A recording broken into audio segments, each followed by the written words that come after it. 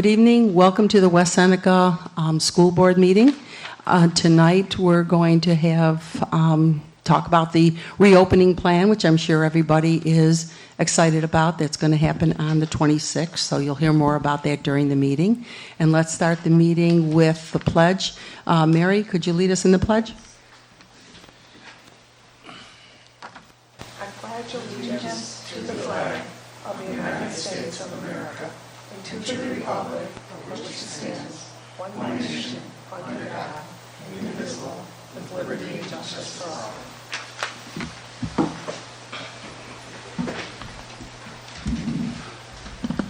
all. Okay, so I'll turn the meeting over to the superintendent so he can give us his report. Thank you, Ms. Bears. Welcome to everybody watching live stream and everybody in the room.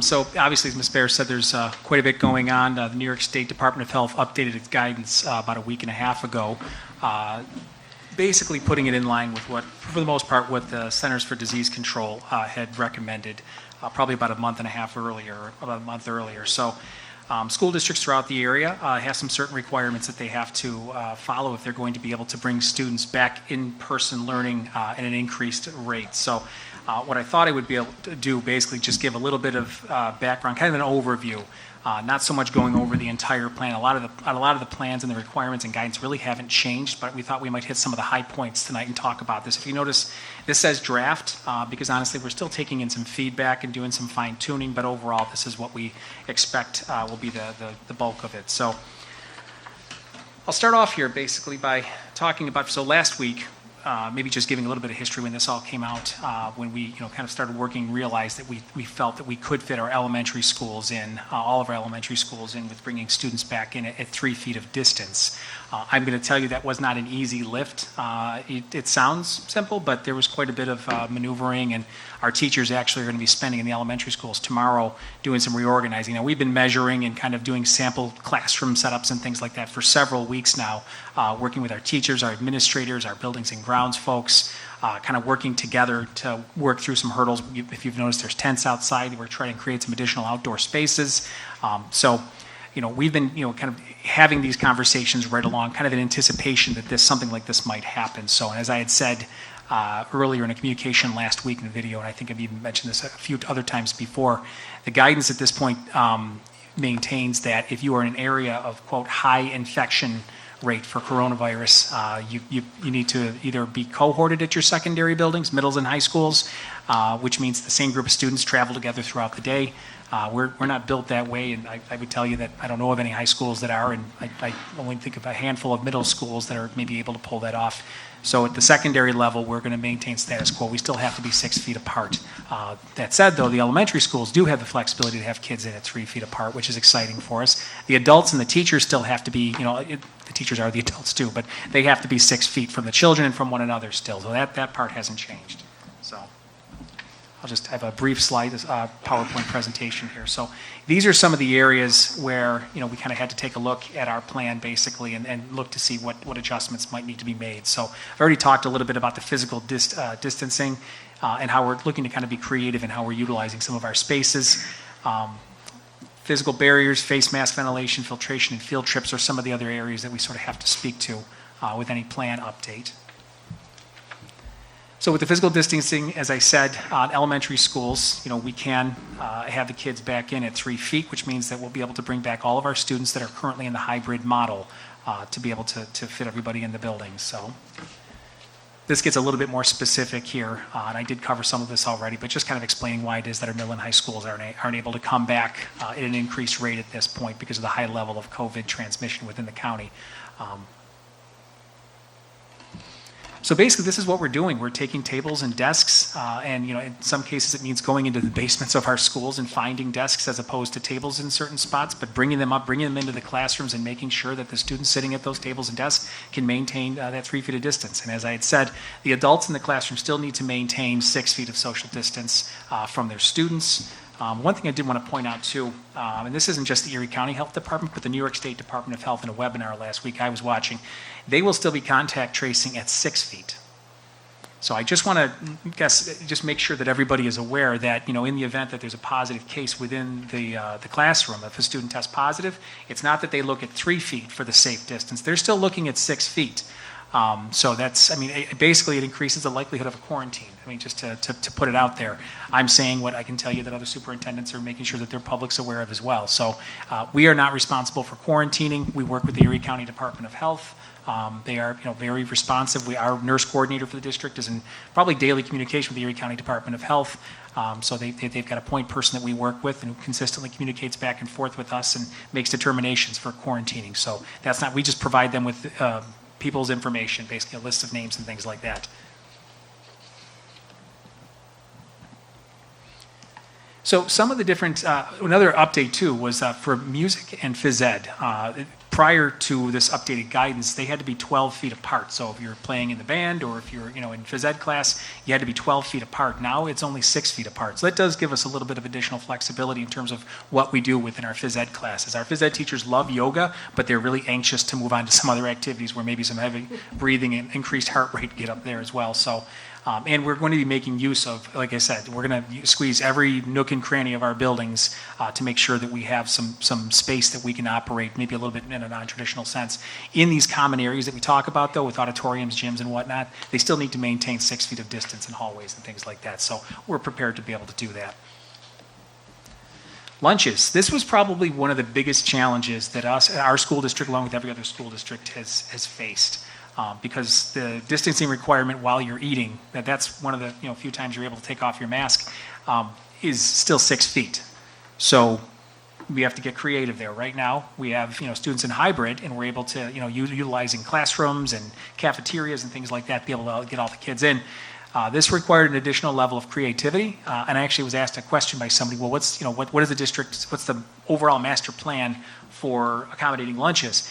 And it's really going to depend very much on the individual buildings. So that's, I was on a Google Meet with some teachers, we were discussing that, and our building principals have identified ways in working with the teachers to be able to make this happen. In some cases, the students are going to be eating outside. I can tell you there's, a building or two where they're just going to make use of that. The weather's getting nicer. We have tents outside. I've seen some tents in other districts. Ours are nicer. We've rented our tents, but we're going to have them up there for the next couple of months, and I think they're large, so they really are able to accommodate a large number of students, which is fantastic. And it won't be just used for lunches. They'll be using it for other classes as well, too, or just if a teacher wants to take a kid out, take the kids outside. So we will be making use of cafeterias still. We will be making use, in some cases, it could be students still eating in a classroom, as long as they're 6 feet apart. That's the important part here. It's going to really depend very much on, building to building. This is another interesting change too, physical barriers. So the CDC and now the State Department of Health are basically, they're not saying that, they're saying that barriers really don't provide the same level of protection that we once thought they did. So we do have desktop barriers. That's honestly something we're probably going to be working to phase out. In some cases, people have already removed them.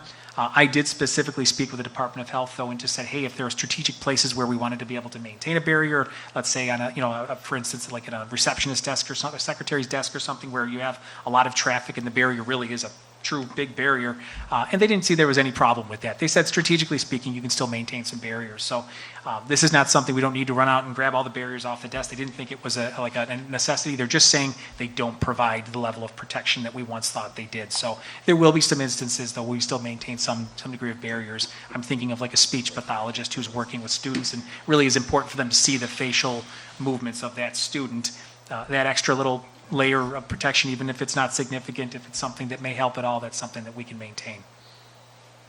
And just to get to the other part of that, the enhanced ventilation and air filtration. So we checked back in the fall, and we're in compliance. Basically, we have to have what's called MERV 13 level of filtration. We typically, in a typical year, the New York State requirement is to turn over the air in a classroom space 4 times per hour.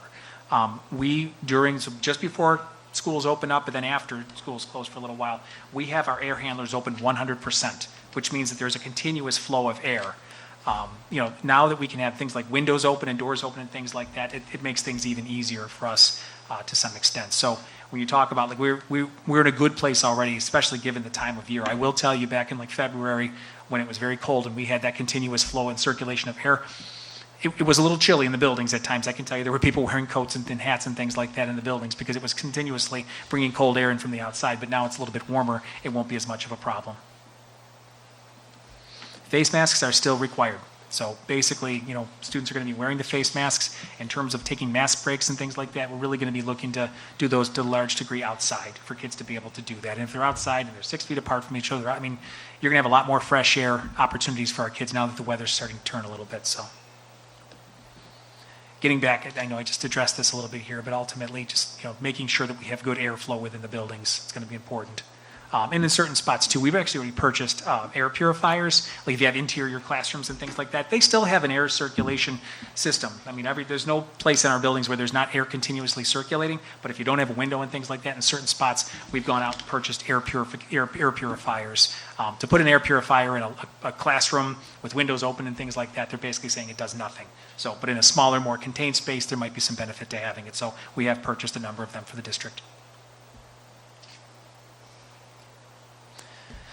So field trips, it's interesting that they put that on there. That was something that we had to be able to address. We really haven't been doing any field trips, and at this point, we're still really on a pause for doing any big field trips out of the area or anything like that. And really, we're just going to continue to watch the COVID infection rate. So, and I will say that, all of this, any students coming back, things like that, we are going to be continuously working with the Erie County Health Department, and if at a certain point they feel as though there needs to be a quarantine or a temporary pause in in-person instruction, we're going to take direction from them. That's really the way that we have to be able to operate. So that's the end of this part of the presentation. I was just going to hit a few more points, though, just because I'm sure there's some other questions in here, and I'll obviously take any questions that you do have. But a couple of things that came down to some folks were asking for the elementaries, why not 5 days per week? Why 4 days per week? That was a question that we had. Ultimately, it comes down to scheduling. We have our special areas and also just trying to make sure that the teachers have adequate time to be able to plan, throughout the course of their day, get their lunches, things like that. Right now, we're not built that way. That we can actually provide that. It would be a strain, strain on our special areas. Also, I will say we start our dismissal process a little earlier at the end of each day. One of the issues that we run into is that the dismissal process takes quite a bit of time because we have a significant number of people that are they're dropping their kids off in the morning or also picking their kids up at the end of the day. I think our folks have done an outstanding job in managing that. But I will tell you, we expect that to increase significantly. When we first brought our kindergarten and our first grade students back 4 days, there was a pretty big uptick in the number of parents that were dropping kids off and picking kids up. We expect that to increase. So we're going to continue to assess over the next couple of weeks our ability to maybe put Wednesdays on the table. Just for the time being, though, we don't feel as though it's going to be something that's viable, and we've really gone round and round with that for the time being. So. I will say also to the West Seneca Police have been very helpful in looking at some of our traffic patterns as well, so just kind of giving them a little bit of a shout out as well. They've been very helpful. One of the other questions, one of the areas people were asking about is transportation, so I just kind of, this sort of segues into that. So we are to do our very best to try to space students out on the buses. At this point we've kind of looked at, we probably would have most buses between about 30 and 40 students. So we're looking to have kids that are family members. They obviously should be sitting together. Even kids that maybe are playing together, kind of almost in their own little pod, ideally be sitting together. We're going to space out as much as possible. It's extremely helpful when parents do transport their kids in order to reduce the population density on the buses. But ultimately, if somebody needs transportation, we'll be able to give it for them. And it's a little bit of a catch-22 because at the same time, I'm saying on one side of my mouth that it's really good when you have parents transporting. I'm also saying it does create quite a bit of traffic. I will say, and I said this in a video a couple of weeks ago, I'm very impressed. Our families have been wonderful in terms of being very patient, understanding that it takes a little bit of time to work through, picking up the kids and everything, and people have been fantastic to work with in that regard. So I expect, obviously, that's going to continue. And I will say next week, the first week, kind of being back in with the kids, expect it maybe to take a little bit longer, but I think we'll realize some efficiencies as we kind of work through our arrival and dismissal process. One of the things too I will say in our buses is just make sure, again, with the warmer weather, they're going to have the windows open, they're going to have the top vents open as well. Masks are still going to be required on all of our buses as well. So one of the other areas too that people were asking about is we put this in our communication. So basically all of our elementary schools, we are creating dedicated remote teachers to work with our students that are in fully remote models of instruction. We had the live casting model going. Our teachers worked very hard to make that work. But with the significant increase in the number of bodies and moving pieces within a classroom, we just feel, especially with this, you're talking about our youngest students throughout the elementary, and the overwhelming sort of feedback, and I guess what we've looked at here is that it really is going to be in a student's best interest to be able to switch to have somebody that can devote their full attention to those individuals that are fully remote and to the kids that are fully there. It really is. I mean, with the kids coming back in together, believe it or not, it's almost like the first day of school again. Even though they've been coming in 2 days a week, to bring them in together and to operate as a class, there's just so much that has to take place. Teachers going over safety protocols, things like that. It takes a little bit of a toll in just trying to make sure that everybody's doing what they need to do. Teachers still need to be 6 feet apart from the students. Adds a further layer of restriction and just more to consider. There's a great deal that we are fearful that the kids are going to miss if they're fully remote, because honestly, if you've got a person in front of you who's doing something, you're trying to keep an eye on and monitor what they're doing and be responsive to them, it's difficult to pay attention to the kids on the screen. We know it's not ideal to switch teachers this late in the year. I would almost equate it to, a teacher going out on like a medical leave, which, to be honest with you, in our buildings every year throughout the course of the year, we have teachers that do go out on leaves, and we always find a way to make sure that we have as smooth a transition as possible. The vast majority of the people that are going to be assuming these fully remote roles are teachers, are people that are already working within the district, so they have a great deal of familiarity. And not that this is the purpose, but I will say there's going to be an added layer of collaboration that can take place on our Wednesdays, at least getting started, if it's, we're fully remote on Wednesdays, because those teachers will be continuing to work with the existing classroom teachers.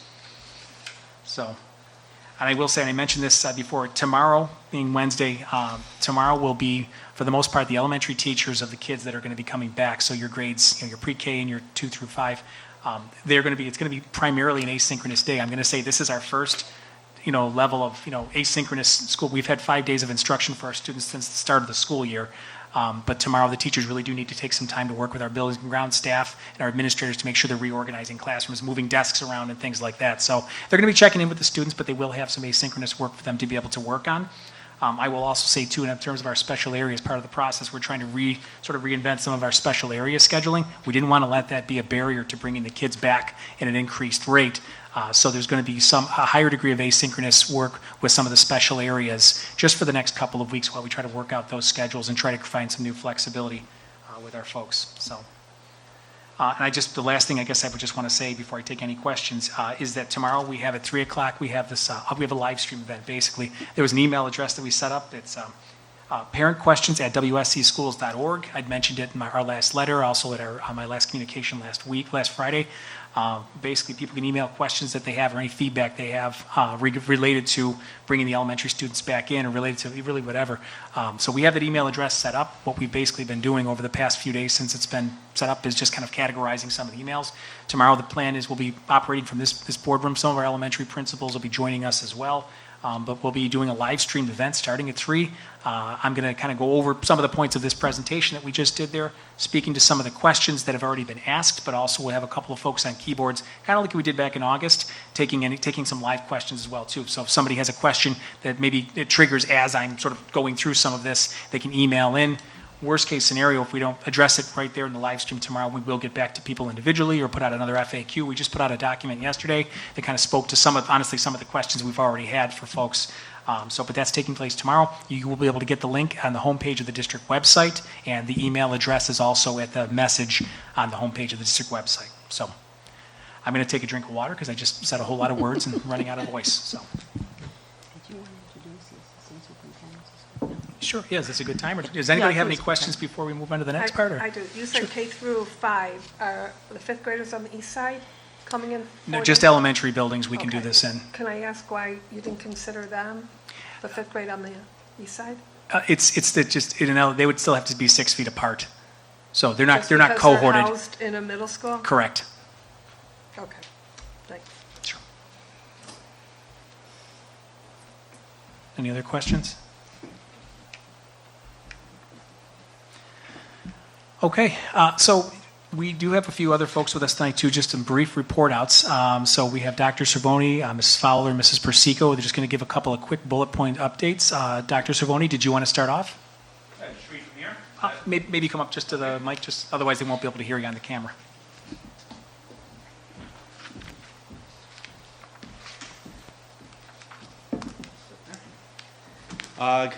Good evening, everyone. Just briefly, just a few updates of what has kind of been going on in my world. Had a conversation with Damon College trying to set up a partnership with their undergraduate teaching program. As you know, we've had some partnerships established with Ball State, with their DEF program, Developing Future Teachers. Damon was really excited, reached out to them, and are going to explore utilizing some of their undergraduate students to give them experiences in our schools. They could potentially serve as substitutes, which is a challenge that all districts are facing, as well as it develops relationships to identify potential future candidates for jobs. Through the support of this board and preferred building subs and the increase of that, it's been given us great agility and be able to address needs as they come up. And quite often, those of you who have been part of some of our processes, these people have applied for jobs or been available when maternity leaves, et cetera. So that's pretty exciting. Working really diligently with our elementary principals, Carmen, Jackie. Principals doing a great job reviewing our current staffing numbers. I know I'm set to kind of offer a presentation during our work session next week, be able to share that update with you at that point. But very collaborative and productive, and I'm very hopeful and able to take advantage potentially of some retirements, in addition to creating some additional AIS support for our students, which I know has been a big priority of our district, our administrators, and of each of you. I've been working with a small group of administrators as well to identify some core values that we believe really effective West Seneca teachers have. And from this, we are going to work with a Buffalo State professor to develop and pilot a potential screening questionnaire that we can use for incoming applicants to really be able to identify and call out what applicants really meet our needs. So that process is still ongoing, and I'll be excited to share that with you, and more to come as the committee work continues. You know, the ever-changing state guidelines, I continue to work and update our forms, our posters, our questionnaires. I know of which people in the audience here too. I work with our board clerk as well to kind of make sure that we're updating and staying up to date with New York State guidelines. Working with Mrs. Persico there in creating some summer opportunities for our students at every level, and some remedial opportunities to kind of address some of the needs and in response to the pandemic. Recently participated in a regional webinar with local personnel administrators to discuss trends in contract negotiations and contractual issues that are related across this area. Working with Mr. Farr in the B&G facility and an update, making sure addressing some East Athletic and also addressing some of the needs that exist with having a turf field and some of the outside interest in that, and making sure that it's appropriate and supported, etc. But working with Sue Whalen, our food service director, in preparing for the return of our students, as well as preparing for some summer feeding opportunities. The state, as you know, all breakfast lunches are free to all students, and look to create additional opportunities next summer, whether it's grab and go or potential neighborhood or park delivery. So more to come on that, but be able to get food to our families in need. So that's pretty exciting. As well as trying to identify other employees in the district that may be able to assist, as Mr. Bystrick said, lunches in gyms, lunches in tents. So how do we get maybe more monitors? So utilizing some of our own internal staff temporarily to be able to work, potentially service monitors, whether it's a part-time cleaner, potentially a bus driver that has a gap in the middle of the day. So working collaboratively with our CSEA union officers, Sue Whalen and Linda O'Grady. Just really work kind of daily routine is touching base with all of our labor unions and our bargaining groups and kind of address issues and concerns that come up. It's just a function of being a large employer. And also been working with Jen Flory, our human resources department as well. Recently put out kind of a help wanted ad. We have some vacant positions in the district. They're typically in our part-time positions. I know this board acted to add some full-time cleaner positions, for example, and a lot of our part-time people vacated that, leaving some vacancies in our part-time. So I work with Beth Johnson, our personal supervisor. We have been using our social media. We actually took advantage of our over 1,000 employees and put out a help wanted document and encouraged them to share out with their friends and family to try to bring people into our district. It is a regional issue, typically with our entry-level positions, often our part-time positions, cleaners usually. They are challenging jobs to fill. We believe we offer a competitive rate, but my colleagues in other districts share the same thing. So we just try to continue to find creative ways to try to entice people to come work with us. We think we're a great place to work, and we'll continue to do that. But I'll send that kind of help wanted out in case you know anybody. I think we have a great environment to work in, great benefits, so who knows? We've already actually gotten some feedback from some employees about some of their family or friends or neighbors and say, hey, and inquiring. So hopefully we get some more leads on that and just continue to try to push out information and make people aware that we are hiring. I believe that's it for now, so thank you. That's it. Yeah. Gotcha. I'll ask after. I'm wondering about the free lunch program. Now, do all of our schools qualify now for the? Correct. Every student in New York State actually qualifies for a free breakfast and lunch, and has really since the pandemic. Right. So we're I able knew to take. that, but I didn't know if that was going to continue. We don't know how long it's going to Right. continue. We are expecting it to continue through the summer. I don't know if it'll continue next year. I know you've been a strong advocate of that Oh, yes, she for as has. long as I've known you, Jan. So it would be great if it continued forever. Sue Hungry. has been doing a great job. There are some benefits to the district too to take advantage of that and to increase our lunch counts to people. So she has worked with her cooks and tried to find really creative ways. As you know, earlier in the pandemic, we were delivering out to certain neighborhoods. She is now considering maybe exploring over the summer some certain parks that we would have a time frame where community members can come. And they don't necessarily, anyone under the age of 18 is able to have a lunch or breakfast. And even as we work to develop the summer program, create opportunities for those students, they likely wouldn't be eating lunch in school, but maybe have opportunities to take food home with them. Now, how much of the funding comes from the federal government? How much is federal or I always thought for a long time that the federal government would stay out of our curriculum and just feed the kids and let it be a local kind of a thing as far as states go, in curriculum. Children learn so much better if they're not hungry. Just feed Yeah, the I kids. don't know the breakdown. We could certainly find that out for I you just as far wondered as. if it's federally funded. There is federal funding. I don't know Yeah. the breakdown It either. used but to be. definitely. It used to be from grants and so forth, but that would be good for them to just concentrate on that. It really Education. simplifies things, and we always challenge with overdue balances, et cetera. So it has been It's a plus. a plus in a very Real challenging plus time. for kids, yeah. Well, not only that, then anybody that does have allergies, our school's aware of it, so if Yeah. a peanut-free school, we don't have to worry about students bringing Right. stuff in because we would Correct. be I serving them. just think So we should feed all the kids. I agree, Jan. Jan, you've been wishing for that for a long time. John, I do have a couple questions. Actually, I was going to bring it up at our board thing. You are presenting to us with the staffing levels next week. Are you presenting just the teaching staffing or all levels? Because I have really concerns about lack of staffing in our areas of buildings and grounds, like you said, your part-timers, your bus drivers, and your bus garage, as well as the teaching.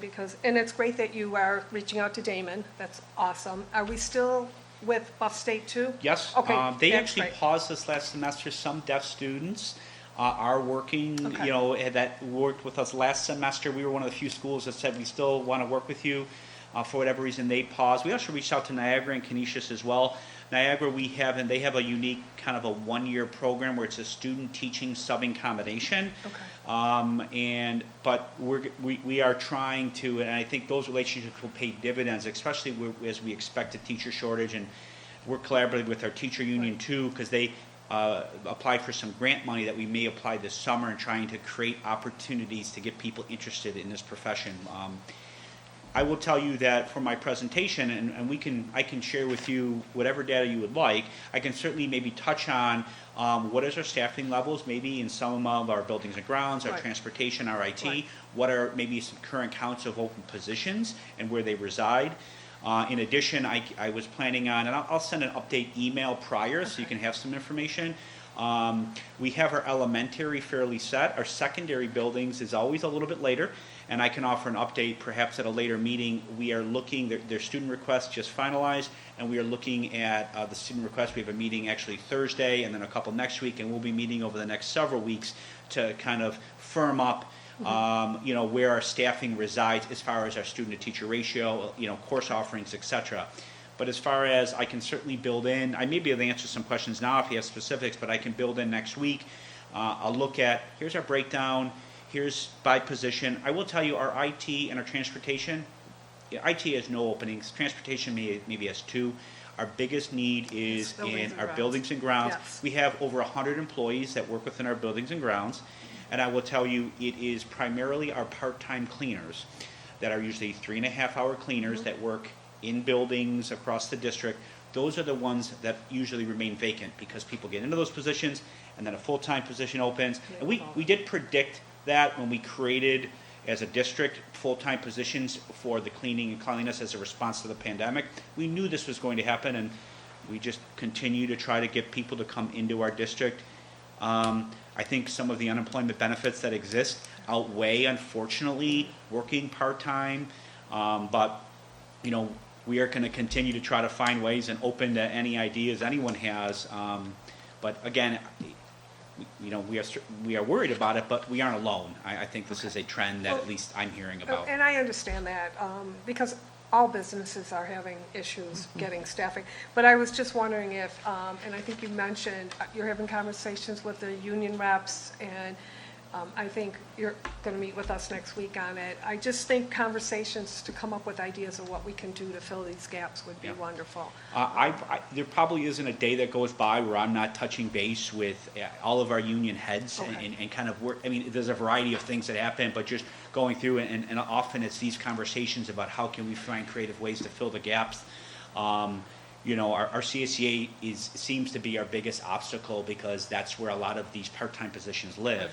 And trying to find and be creative. And, you know, I think we're just going to continue to do that and hope to draw people to us. And I think maybe as, you know, pandemic resides, hopefully, you know, people come back to work, hopefully a lot of those spots will be filled. So. Well, I know several years ago we had issues with bus drivers, and we sat down and brought in different stakeholders and had conversations. And that's all I'm asking, to bring these stakeholders in, have conversations, and try to be creative, to come up with a plan how we can help fill these positions.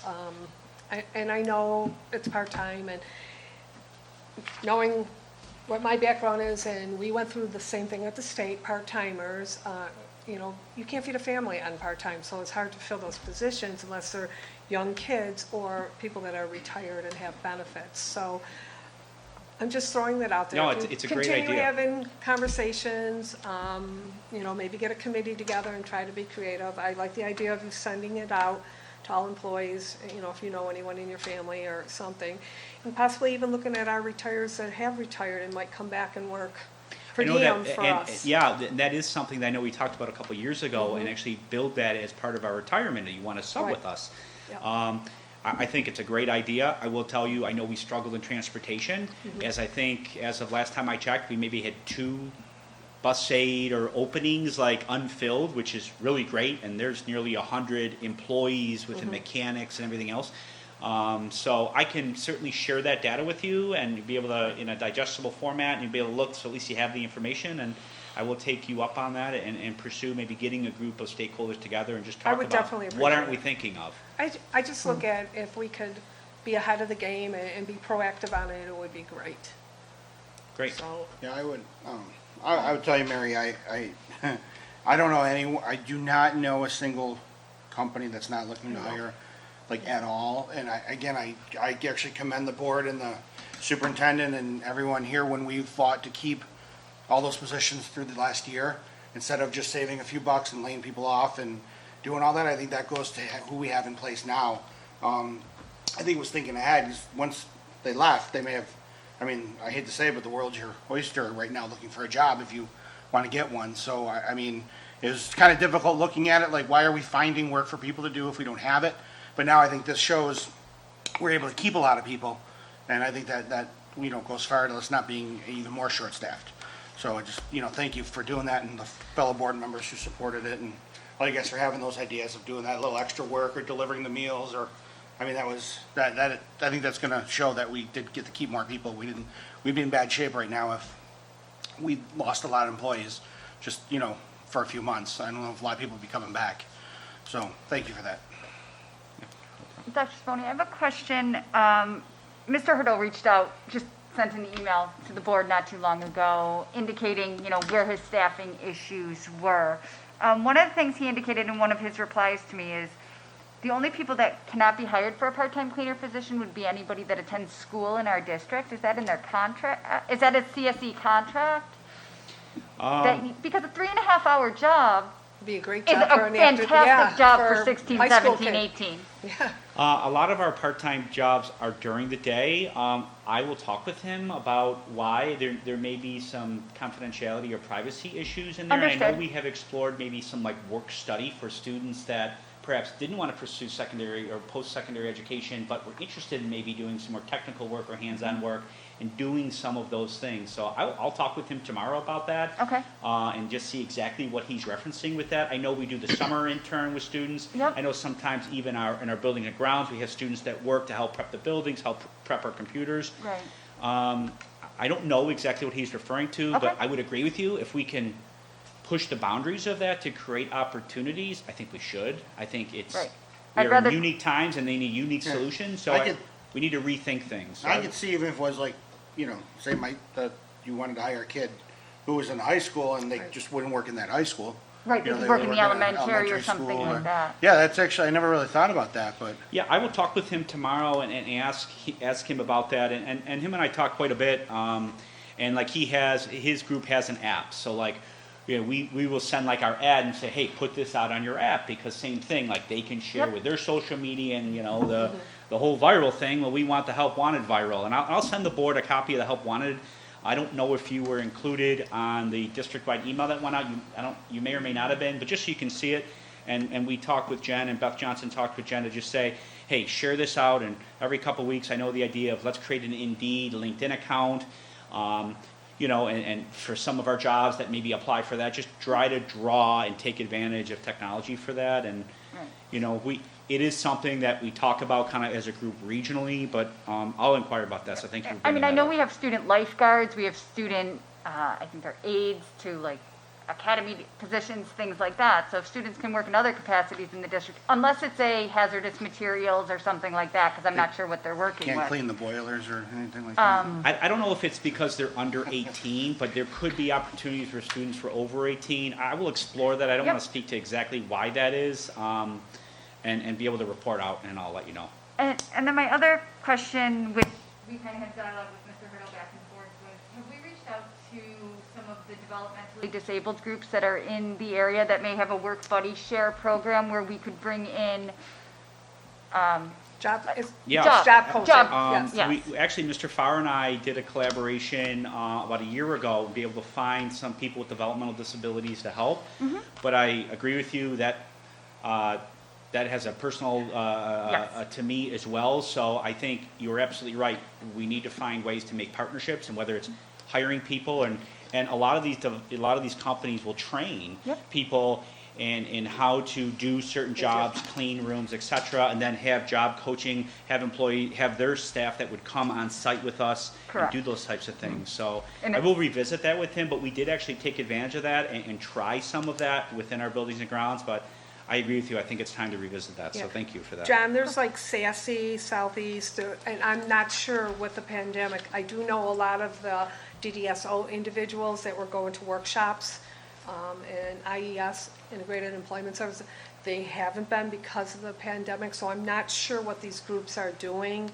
But those are areas to touch. They do have job coaches, and I did it for 8 years, so I Yeah. know those And to opportunities be are honest out with there. you, it's the jobs that were short are your 3.5-hour cleaners, right? That Right. maybe Well, that will would be a push in great or do things, and that's the Yes. perfect job for perhaps someone to get great an idea. entry-level job and to be Correct. able to learn appropriate workplace, interactions and development, so. Yeah, Jody, Thank that was you. a great idea. Thank you. All right, thank you. Okay, thank you. Thank you, Thanks, Dr. John. Roney. Mrs. Persico?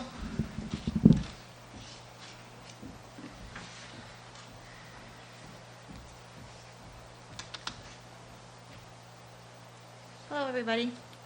This way. I can see far away maybe better than up close.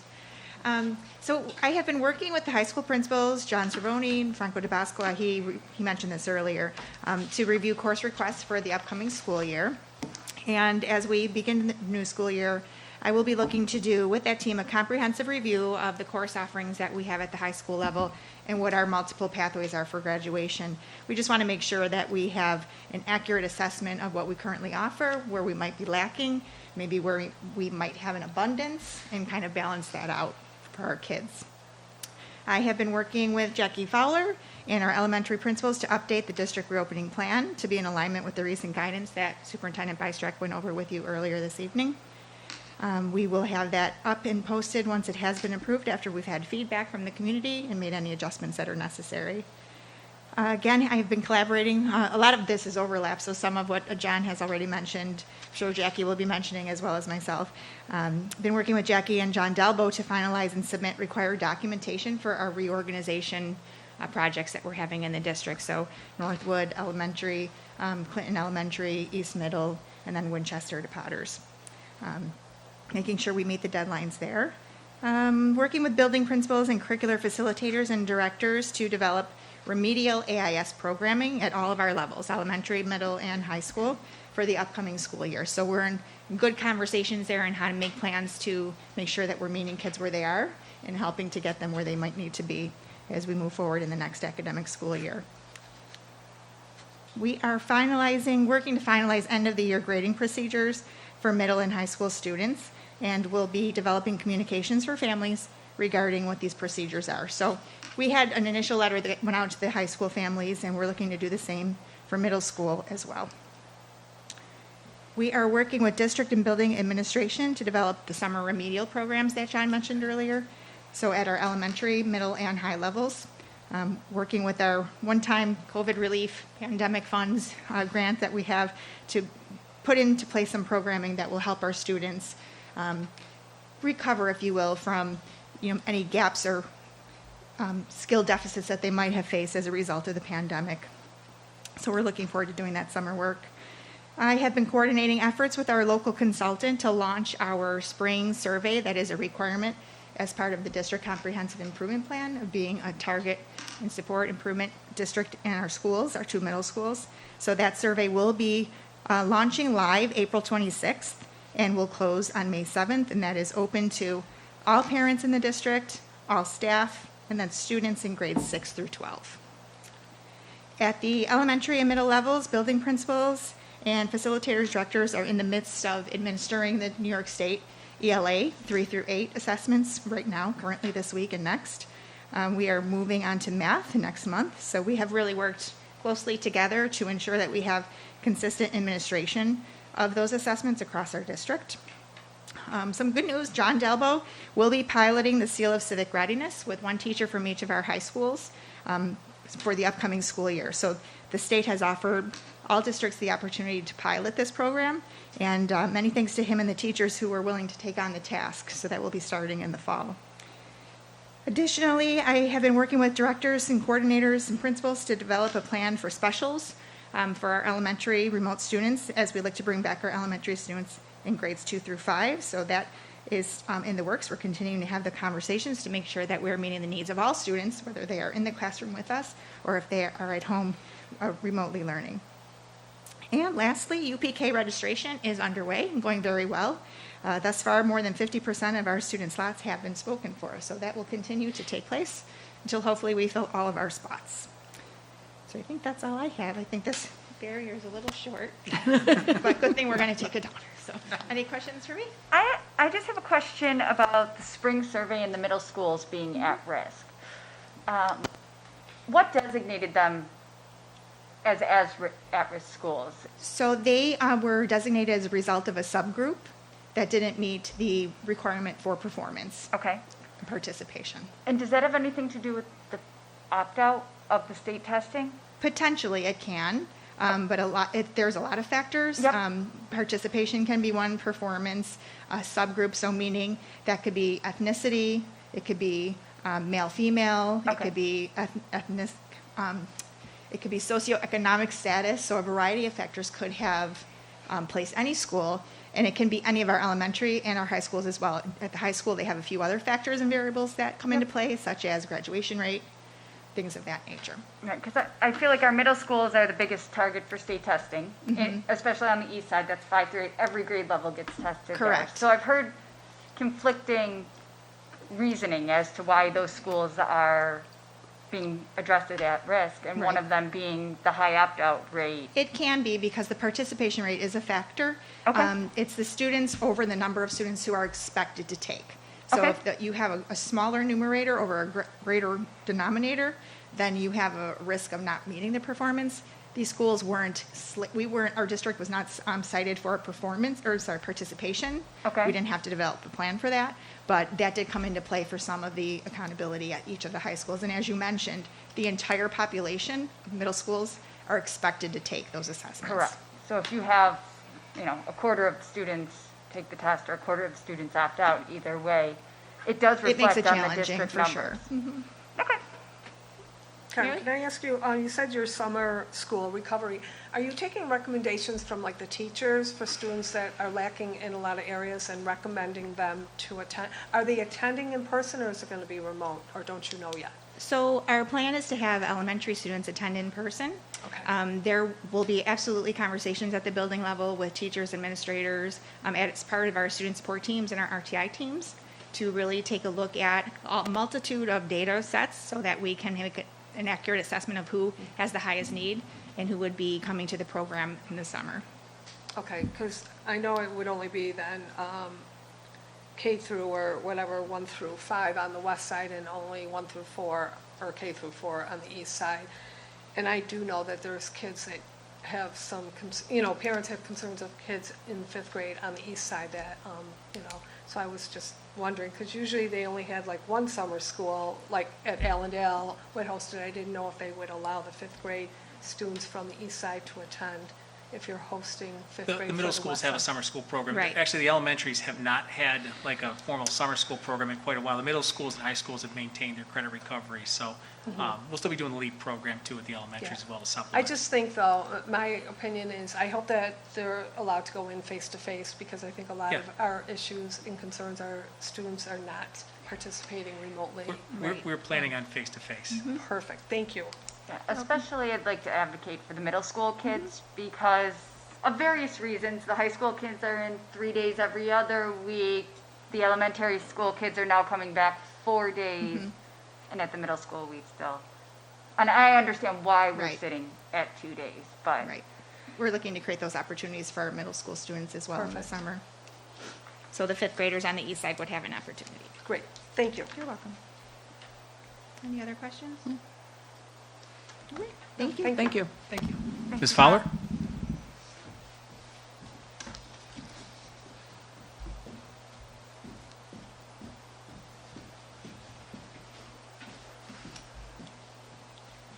Hi, everyone. You will hear, like Carmen, John both shared some of the topics in the areas that we're all working on together, but I will certainly, highlight some of those from the special ed and pupil services perspective as well.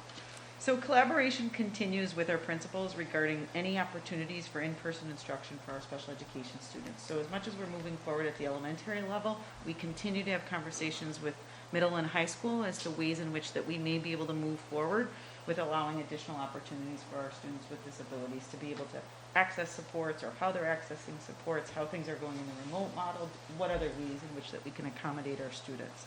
So we're continuously looking at that. I'm continuing to work with Mrs. Persico, as she mentioned, in our principals regarding those ways to provide intervention opportunities for our students at all levels. It's very important to provide intervention for all of our students, especially our students who might be on the cusp that may be having some of those difficulties, so that we can really determine if it's a opportunity that needs increased intervention prior to looking to anything that may be down the road for special education needs. It's very important in the special education perspective to exhaust all opportunities before we determine a student may have gaps that would maybe look more like special education needs. So we want to make sure that we exhaust all of that. I'm also looking at that for the summer program and the remedial opportunities for students. Mary, like you had mentioned, that opportunity would be for all students, whether they're a student with a disability or not a student with a disability. Even we have an opportunity for our ENL learners, our English as a New Language learners, to have a summer program as well. So looking at a variety of different ways to support all of our students. Registration is happening in all of our buildings, and this year even more so than any other year. We're really looking at enrollment projections for any students that may be coming back to the district. We saw a high number of students who left the district based on a variety of different reasons, potentially due to COVID. So they may have elected to attend a private or a parochial school because there were different opportunities there. Our homeschooling numbers increased greatly, so looking at maybe some of those families that are returning. I do know that we have families who are returning now, who are currently homeschooling their children, that now that we're coming back in person have elected to return to in-district services. So continuously to look at that, because that will impact our enrollment, our staffing, our projections, just kind of everything where we're at. In addition to that, we are streamlining our process for any resident student that attends a private and parochial school, because as they go through the process, they may access transportation, and we have to solidify that so that we know that these are still resident students, because it impacts grant funding, something like textbooks and things that we are required to do for any student that is in our district as a resident but may attend a private or parochial school. So we're trying to streamline that process and working with Linda O'Grady and her team on that, as well as our PPS team. Is there deadlines on that sort of thing? Because like I remember last year, it was like a last minute thing. A lot of people may have decided to homeschool or to go to private or parochial. I mean, there's no real official cutoff. Like you have to tell us by this date, but we just ask people to tell us as soon as you know, type thing. Yeah, and I think it's more so on the flip side. So if you're a family that you're choosing to send your child to a private or parochial school and you're accessing district transportation, they usually contact the district transportation office and ask for their child to be bused to, for example, a private or parochial school. So that we want to develop a process so we know that they remain as residents in the district, so that when we are asked for allocating specific grant funds, we can be sure that the 5 kids that go to X private school are residents of our district. Right. So that's kind of what we're doing. But on the flip side, based on your question, at any point in time, a parent can remove the child from the district and enroll them elsewhere. Okay, like there's no cutoffs So or there's anything no like cutoff. that, like, So or enrollment vice is always, versa. Right, enrollment is always fluctuating. So in our pupil personnel offices, one of our clerks manages enrollment on a monthly basis. So she looks at who's left, who's come in, and what that change is over time, so that we have a pulse of that. Okay. And really just spending a little bit more time to say who's leaving, where are they going, and who's coming back. And it'll be even more so coming up to the spring and the summer to determine that X number of people who have homeschooled, are they going to be returning to the district? And they do have to notify us at some point, because they have to re-register. Okay. Okay. There always was an April deadline for transportation. Yes, I'm talking about for anybody, family who might want to homeschool, or any Right, family but I who. mean, if they hadn't had our Yes. transportation, we had to, Yes. isn't there still an April deadline? We're still working within those deadlines, yeah. Okay. But they could say in August that they're not going to use their transportation and then unenroll Right. and enroll somewhere else. So there's 2 things there, so I don't want to confuse Right. that. There's the transportation side Right.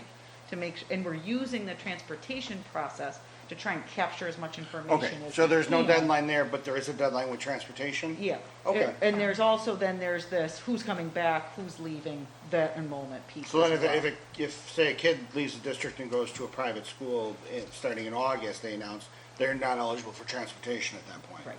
Oh, okay. But they still leave us, and we want to. No, I understand. Yeah, I was- But there is a deadline. Yeah. Yeah, I mean, There's again, also we, some deadlines too for families that elect for services in our private and parochial schools for special education as well, that they have to inform us. So it's really kind of managing all of those regulations, requirements, who's coming, who's going, and really being more mindful of that this year based on kind of our increase in numbers of those fluctuations. right, okay. Okay, Can I sure. back sort of on that? So students that are in parochial schools and they wish to re-enroll back into the West Seneca, do they still go through the process of contacting the school that they would Correct. be attending? Correct. They Okay. still have to re-register. They have to re-register, okay. Yep. I've heard from a couple parents that they have tried to re-register. Now, I don't know if something's wrong with the website that they went on. So if you guys would at least look into that or whatever, and what do I tell these parents if they can't get through with the website? Can they call the Yes. elementary? Yeah, I would have anyone Okay. call any of the schools in which that they would Okay, normally be that would going be back to, perfect. or call the pupil personnel office. Okay, But perfect. we did have a glitch with some of the registration process on the website. I just looked at Jen Fleury because we did correct that. I Okay, want to say all right. within the last week. Okay, There was so just that a could link be- that was okay. somehow not I will reach out working. to So those it hit- couple So they families. should try again through the Okay. website, and if not, Okay. the registration clerks are named on the website for each building. Okay. They could contact They that can person contact them directly, in person? Or All they right. can certainly contact the office of I told them I would PPS. just ask. Okay. Yeah, for sure, we can help them through that. So that's just one area where we're reviewing things. Additionally, we're reviewing our special education projections. I think I spoke to this at the last board meeting where I provided an update, but annual reviews for CSE meetings are continuing to happen. And it's critically important to know what recommendations are being made at those meetings so that we can plan accordingly for appropriate services, supports, staffing, aids, all kinds of information that comes out of those meetings so that we're prepared for our students. Additionally, I think I referenced this the last time too, that we continue to review those certification changes for our special education staff based on a requirement that sunsets in June, that the folks who are teaching some special education class have to be appropriately certified. So we're continuing to monitoring that with the HR department as well as the building principals, so that we have the right staff to teach those courses moving forward. Just continued collaboration with the business office and the PPS and the special ed offices. Again, it's critical to know kind of where we're at for any expenditures and maximizing any revenues with our Medicaid reimbursement and such as that. Continuing to work with the district team. Mrs. Persico referenced this. We had submitted all of the necessary documents for the reorganization with the move of Winchester and the change of grade levels at Northwood, Clinton, and East Middle. And it was quite an extensive process with New York State. I don't know if Mrs. Persico feels the same way, but there were lots of things that we had to share with them and submitted all of that. John Delbo was great in helping us in collecting the enrollment trends, floor plans, just giving you kind of an idea. It was an extensive process that we've submitted everything to the state. And just, their yearly review of plans, including any changes in terms of code of conduct. I know there's a meeting coming up tomorrow that Mrs. Spagnolo is leading with some stakeholders, hopefully, so we can review the code of conduct, our district and building safety plans, our comprehensive school counseling plan. These are typically the plans that we review in the spring. That is happening now and will continue to happen. Those are just some of the things that are happening in the PPS and in the special ed departments. Thank you. Thank you. Thank you, Ms. Fowler. Thank you. As you can see, we've been very busy with all the planning and getting ready for the fall for the students to come back, hopefully full-time. Okay, for the President's Report, we have a number of dates. Tomorrow is the Students of Excellence, so each school, I think there's about 30 students from each school that are identified in one area or another of being exemplary. And so they normally have a big banquet at Clocks, but because of the restrictions, they're going to have sort of a walkthrough. And the students are going to get their certificates and get a meal and be honored that way. So some of the board members will be there tomorrow for that. Also tomorrow, the Erie County Association of School Boards, there'll be a Zoom meeting that will discuss the different offerings that BOCES has. So that then we're always looking to have more students go to BOCES to get vocational training, which is very important if students are not on the college track. So that will be a Zoom meeting. And also on the next day, on Thursday, the Erie County Association of School Boards is going to have a legislative team meeting. We get together, it's a Zoom meeting, and talk about what legislators we should be pushing for the different legislation that is important for the school district. So that is on Thursday, and I know Mrs. Delbo usually attends that. I attend that sometimes, not always, but and you just get your bearings as to where your focus needs to be, what important laws might be coming to the forefront. Then next week, we have a work session, next Tuesday, and Joe Farr is going to speak about buildings and grounds. We're going to have an update on the capital improvements from our architects, and as Dr. Zavoni said, he's going to talk about staffing projections. So we can kind of see where we're headed for next year, because we do have a number of retirements, and so, in fact, we have a couple more tonight, and so we'll look at all of those to see what kind of shape we'll be in and if we have to do much hiring. And then in May, the 4th, we have a budget hearing, and then on the 18th is our big budget vote. And for the 2 seats that are up for the board, Mr. Siebert is looking to get reelected. Molly Dana is a newcomer to the election process, and Elizabeth Gates is also going to be on the ballot for trustees for the board. And Mrs. Bussey, you'd like to have something to say? Yes, thank you so much. I'd like to take this opportunity to let everyone know, yes, I am retiring from the West Seneca Board of Education. It has been an honor and a privilege to serve and represent our students, our families, our community, and the staff for 24 years. Wow, that's a long time. It's like retiring from a job. I want to take this opportunity to thank all the past and present board members, staff, administrators that I have worked with over the years. I would be remiss if I did not also thank all my fellow board members from Erie County School Boards Association. I've been in contact with many of them, and they have heard the rumors. I guess they get around really fast. I am now looking forward to my next endeavors in life, with spending more time and traveling with my family and friends. I'm not saying goodbye. I will continue to stay involved in educational committees locally and statewide. I remain on the Erie 1 BOCES board, and I'm looking forward into the possibility of starting the West Seneca School Foundation with Carol Jarzak. So that's a new endeavor that we would like to look into. I would like to leave you with, it's not what you do once in a while, it's what you do day in and day out that makes a difference in the life of a child.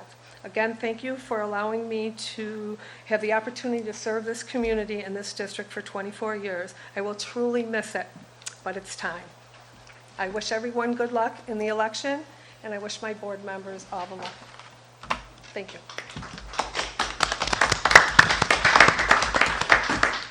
And you will be missed.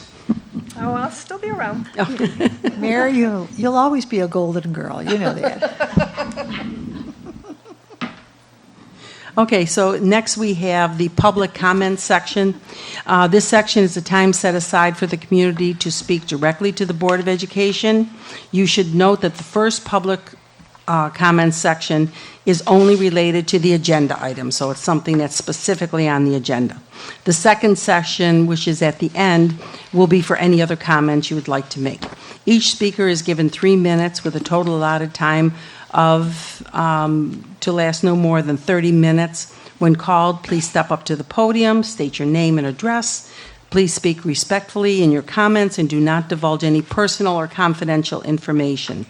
Please don't give names, specific situations, things like that. Board members and the superintendent will not answer specific questions or engage in dialogue. The information shared will be carefully considered, and the appropriate person will contact you. So we need to think about the information that you're presenting and give you a thoughtful answer. If you'd like to be contacted, please leave your information with the district clerk. Is there anybody that would like to speak about an agenda item? Okay, all right, so that finishes that. Okay, we have, for personnel, we have 2 retirements, one from Clinton Elementary, one from West Middle. We have some unpaid leave of absence, some long-term subs, teacher aide and cleaners to approve, lunch monitors, clerk typists. So we are getting some people to apply for these positions that we have. We have a resignation.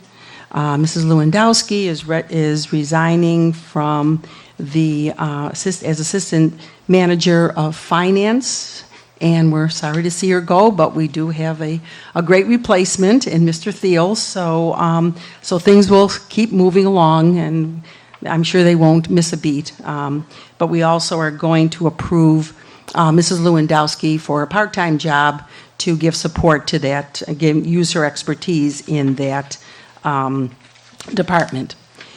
We have some student assistant appointments, coaching appointments, community ed appointments, substitute appointments, and preferred building subs. And then we have our reports for the minutes, and for 7A, the Erie County BOCES for the 21-22 budget vote. So can I have a motion to approve all of that? I'll move. Mr. Witowski, can I have a second? I will second. Mr. Siebert, any discussion on any of those items? I'm just curious, who will have the title of district treasurer for us? Is that going to? Yep. Yes. We're looking for Jan to be able to assume that. She will, all right. So yeah. she would have to be appointed in the same way that Brian was. On not a just- yearly basis. Yeah, on Yeah. a yearly basis at our reorganizational meeting. Correct. All right, and that, if she does not serve the whole year, then what happens? We'd have to have another treasurer.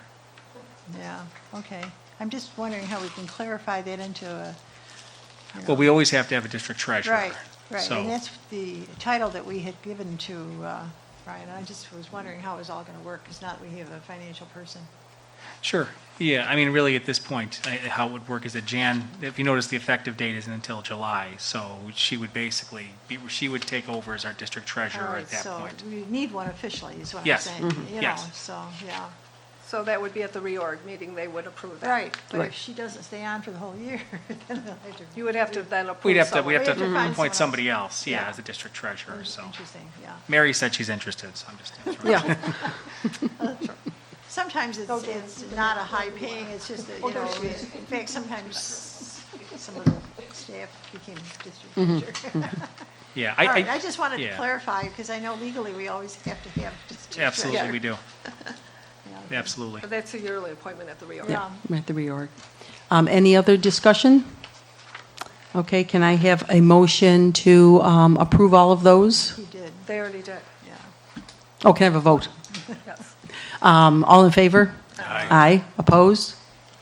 Carried 7-0. Ms. Pierce, would you mind, I'm sorry, just for a quick minute, if I could just take a moment to kind of just Oh. acknowledge Jan.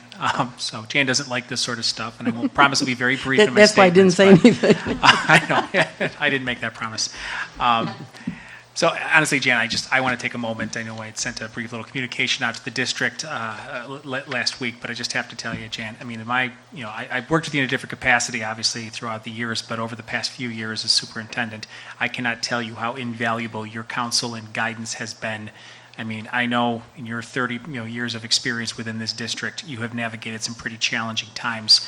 I have to say this has got to be the capper for you. This is an interesting sort of experience for you to navigate, and will most likely, enrich your book that you're going to write inevitably about the district at some point. But I just cannot thank you enough for all of your support that you provided, not only to the district but to me personally, and just trying to make some pretty tough decisions in challenging times. So I honestly looking forward to having you be able to stay on to still support the district, and and obviously Will started with us last week on Wednesday, finished one board meeting up at his other district and came to us the next morning. I actually texted him at about 10 to 7 and said, Will, you're, I said, I'm going to be here. I'll meet you at the door. And I just gotten into work, and he said, I'll be there in about a minute or so. So apparently Will's an early riser. Was here before 7 o'clock last week, and I'm pretty sure he's been doing that every day since. So very much looking forward to working with you as well. But in speaking with Will today, just talking about, I've been here for, all of 4 days, and already I can see just how much I have to, to work, how much I'm going to enjoy working with Jan and have to learn from, Jan as well. So I think we've had a really high-functioning business office because we've had some pretty dedicated and talented people, and I expect that to continue with Will and Jan serving in different capacities. So congratulations to you, though, Jan, hopefully. I know you're taking some time to do some fun things, so you've earned it. So. Yes. Thank you for all your efforts. Okay, Mary, would you like to discuss 7A and B? Yes. Or B and, yeah, B and C. Or B and C, yes. This is the time we also vote in our board for the Erie One BOCES board. There is 2 people running, Renee Wilson from Cheektowaga, and Ed Caven is from Sweet Home, along with Dirk Rubinall. He is also from Sweet Home. So I just wanted to mention that there is, Ed Caven is contested with another person. So I just wanted to mention it so the board can make their decision on who they want to vote for. Okay, So now you and, need a motion. yeah, at the last meeting, we approved both Renee and Edward because Derek had not sent in any request yet. Right. So, It was a day right, so he had sent it in the next day. So at this point, well, can I have a motion to appoint 2 people to the BOCES board? I'll move. Okay, Mr. Gutowski, can I have a second? But you have to say which ones, please, because there's 3 people. So. Well, Well, I can we, think, we have them listed as the 2 people, don't we? Yes, There's no but I third wanted person. to Right. make sure that Dirk had his, I'm not advocating, I'm just showing you that Dirk showed up at our meeting last week for BOCES, and he also is running. It's just that it came in, his paperwork or his nomination came in late. No, I understand. So- No, but we're voting on B and C, and You we could, either vote yes but or I'm no. just letting everyone know that there is another option. So I'll make the How would motion that- I'll make the motion to nominate Renee Wilson and Edward Cavan. I will second that, thank you. okay, any discussion? Well, in discussion, I don't know if 2 from the same board, what if, if those 2 men actually. They work- can't. They can't. No. They can't. You can't serve from So the same. he is, Renee was actually almost a given, Right. and Ed could be replaced with Dirk. Mm-hmm. And we don't know yet, there's 19 component districts Yeah. that vote on it, But so. if the districts had voted only for the 2 men, it wouldn't happen, it's not legal. No, it's not. No. So, But all 3 of them presented to the BOCES board Oh, last so if you week, wanted and to we heard include- their, so. Well, I Renee just and wanted to Ed, give equal yeah. opportunity Right, to everyone. right. Any other discussion? They've served their boards a long time, Yes. Renee and Ed. Okay, so we're voting on Renee Wilson and Edward Cavan. Okay, any other discussion? Okay, all in favor? Aye. Aye, opposed? Abstain? Okay, carried 6-0 to 1? Is that how we say it? Is that how I say it? 601. Yeah, it's like. 601, okay.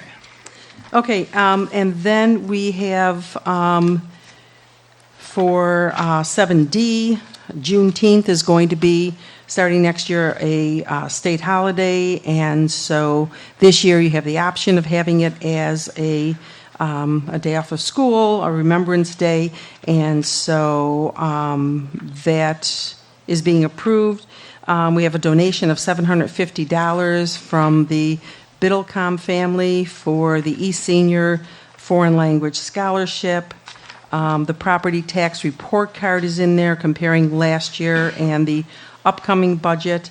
The capital outlay project where we're going to replace the West Middle pool piping needs to be approved. For the board operating procedure, we had a couple revisions for the hiring process. The bid for the capital outlay project at West Middle needs to be approved, and the contract for Mrs. Lewandowski to be the part-time district clerk. But can I ask a question on that? I'm sorry, I have a question. Wouldn't that be approved at the reorg, or is it just, You can approve it now, the effective date would not be until the reorg then, as far as being the part-time district treasurer. because we've always approved the treasurer on the reorg. That's why I'm asking the question. Yeah, so, I mean, I'm not sure. They always had to, This is not the treasurer appointment, this is just approval of contract. Of a contract. Go into effect Oh, until okay, July 2021. You will And have then to you will take still have action. to take, okay, Yeah, this doesn't take that away. okay. Brian is still listed I as just the wanted, treasurer. okay, thank you for clarification, thanks. Okay. Are you asking on all of the remaining? On all the remaining, and then the financial reports. So can I have a motion to accept all the rest of the agenda? I'll move.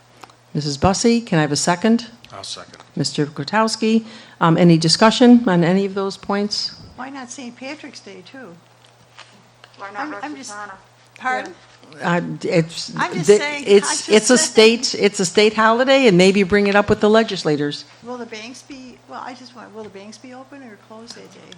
I can tell you the vast majority of school districts, including BOCES, won't be open. So we would be looking for places for a few hundred kids for that day as well, as to where they would be. So I just, On June 8th? Yes. Well, Juneteenth. the holiday's on a Saturday, it's the Friday before. correct. If the holiday falls on a week, or when, I guess, not if, I mean, it's not when, school would be closed that day. Yeah, how it We're- works What is- we're saying is, we're gonna, because it's on a Saturday, we're taking Friday off, because mostly all the other school districts are doing that. Essentially, that's the case, That's yeah. probably a state. If it falls on a Sunday, yeah, essentially, yeah. If it falls on a Sunday, it's the Monday that would count. Right. This will happen, like I said, any weekday, this would happen as well. Right, so all state offices would be closed? Yes. Yes, Are gonna be closed that Friday, and it's, so yeah, that would probably be your banks and Yeah, everything. it would be it's a state holiday. We don't usually have school by June 18th anyway, do we? Yeah. By that The- point, the we're in exam- elementary- The elementaries are still. the elementaries we're- do. We're doing Yeah. exams by Just that point. wondering. Yeah. Okay, This is a any strange other year. discussion? Okay, can I have a vote, all in favor? Aye. Aye, opposed? Nay. Okay, So you're nay too? okay, Yeah. so Oh. two opposed? Okay, carried 5-2. Okay, so we have board discussion, we have public comments first. So is there anybody from the public that would like to make a comment about anything? Just, come up to the podium and state your name and your address, and please do not mention any names or specific situations. And Mrs. Jarzak? is this your first time up there since, It is. really? Carol Jarczyk, 151 Laurelton, West Seneca. I'm going to speak real quick on behalf of parents from East JV Football. I hear it's an ECIC rule that you can only have 2 parents or people come per player. But the last game we went to, there was only 15 people there, and some of the parents were crabbing. One wanted to bring grandma and whatnot. And I know it's not you guys that make the rules, but they're wondering, can someone else go in their place, get a few more people out there to cheer for these kids? First time ever they're on the field, and a turf field to boot. They're all excited under the lights, and then there's hardly anybody there. Also, the porta-johns that are there, I couldn't help but notice, because I went to the last 2 games and stood around the fence, which is fine. But the referee and the students are waiting in line at the porta-johns. They're not allowed in school, I'm assuming, but they waited in line, and then you hear parents, crabbing about that. And I just assume they're not allowed. And the porta-john where it is on the home side, the gate's locked. The gate's unlocked at the other end, so all the football players and the cheerleaders are jumping the fence. It's a big sign, don't jump the fence. I was worried somebody would get hurt. So like the porta-john is my issue because I was worried about them. But anyway, I told them I would come, mention their concern, and then we were told that the home side is on the opposite side because of, and it may be true, may not, because of the baseball diamond, that they'll be able to announce on both sides, which is cool.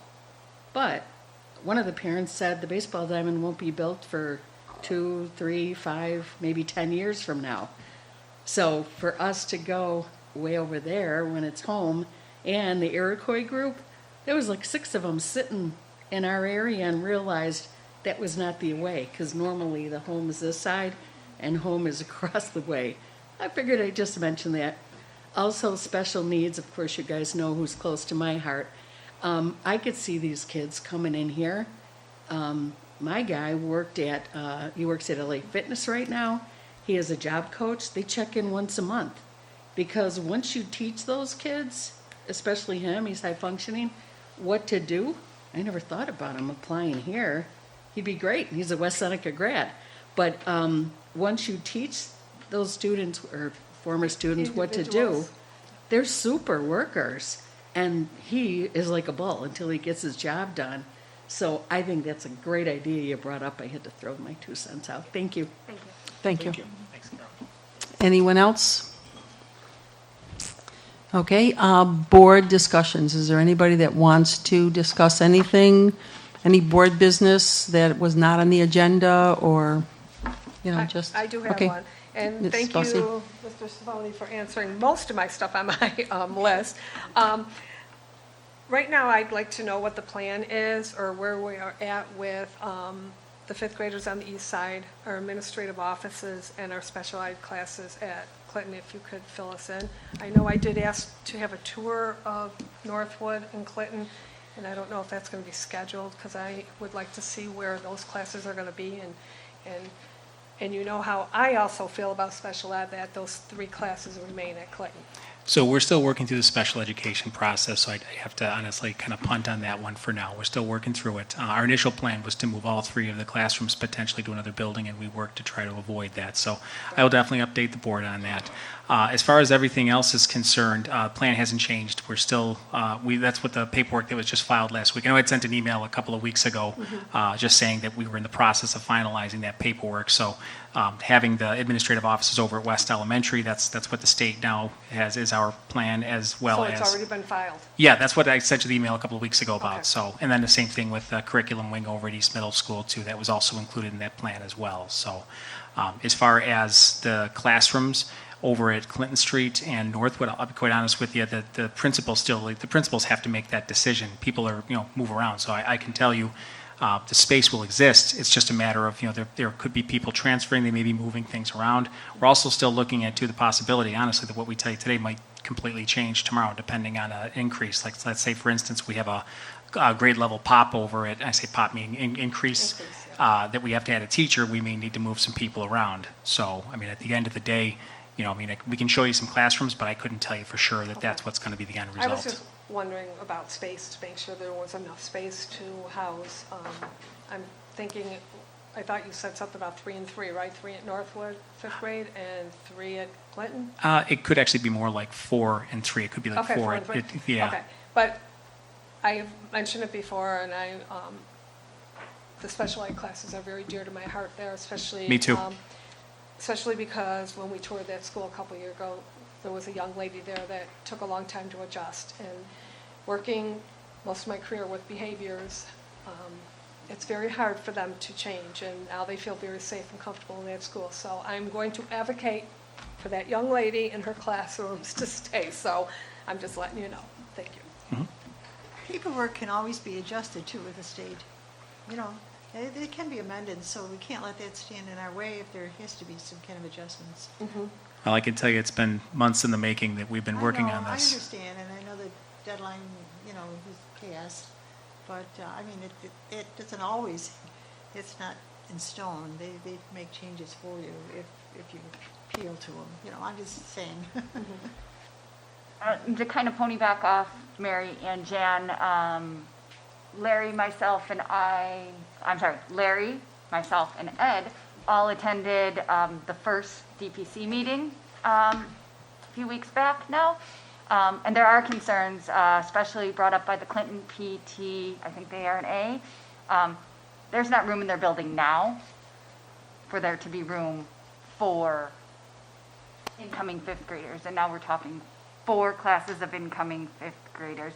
They also brought up our West L PTA advocate brought up their absolute opposition to having district offices in West L as well. As a board, unfortunately, I was not there because I do work during the day, but we had a tour, and it's my understanding that there was enough space for some offices at the Ebenezer building as well. And we never really got to discuss that as a board. I know the email went out. I know I replied that I was opposed to it. I knew that Mary was opposed to it as well.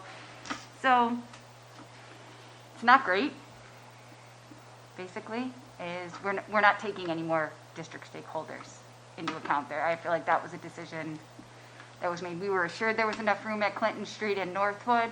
We are potentially going to have UPK at Northwood as well. We're going to bring in 3 classes of 5th graders. We're going to bring in 5 classes at Clinton. These were all things we were assured when the Winchester closure was brought to us that were in line. Never knew that the district offices would move into an elementary school or that East Middle would lose an entire gym and an entire wing. So those are all things. I'm sad that the deadline has passed for that paperwork because I expressed my opposition to that and it fell on deaf ears. If I could just maybe respond, the plan really hasn't changed in several months. So when we talked about moving into West Elementary, that's been the plan right from the get-go as far as administrative offices. I have met with the West Elementary PTG, I'm sorry, maybe it's a PTA. I did speak with them, and I felt that it was a productive conversation. I didn't sense any opposition upon it. And leaving the meeting, their concerns really were just they wanted to make sure that there was safety protocols in place and to ensure that you wouldn't just have random people wandering around the buildings. I felt as though I was able to adequately address that. As far as Northwood and Clinton Street are concerned, the building principals, we've worked extensively on this even before. I mean, this is going back several months, and we do feel that there will be space at those buildings to accommodate the students that we'll be putting over there. So as far as East Middle School, again, this has been a plan that we've talked about for several months. I didn't hear specific people, I mean, for people saying we have some concerns, we wanted to do a tour to take a look at it.